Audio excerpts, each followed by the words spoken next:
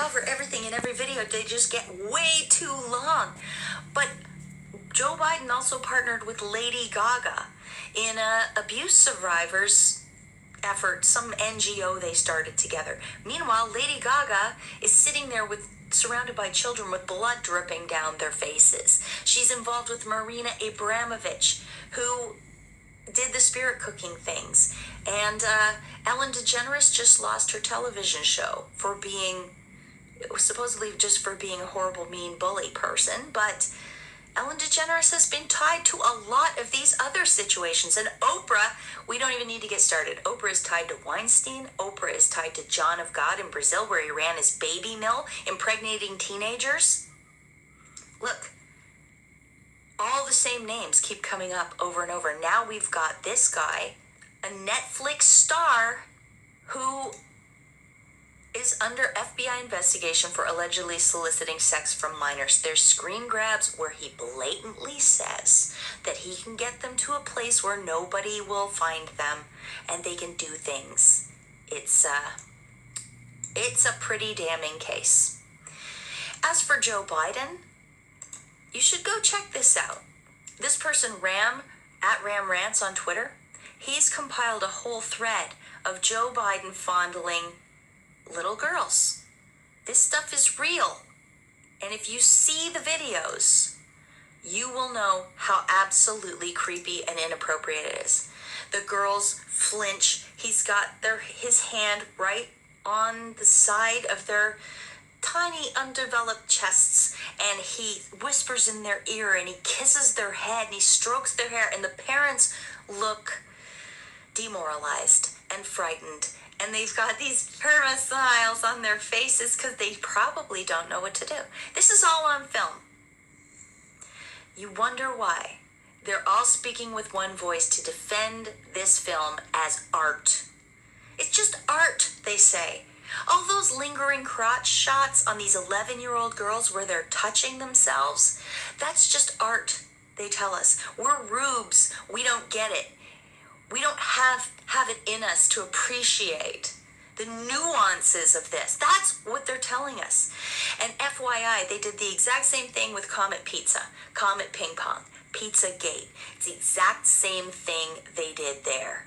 You just don't understand what goes on in those back rooms, in those all ages concerts where they talk about killing newborn babies and they talk about having a proclivity for young boys as being just another sexual preference. Ha ha ha, they say in their demonic voices. They told us then, we just didn't get it. We're rubes. We don't get it. By the way, I had asked my Twitter, I put it out on Twitter, if anybody had just a short compilation video of all these Biden videos so that I could play it for you.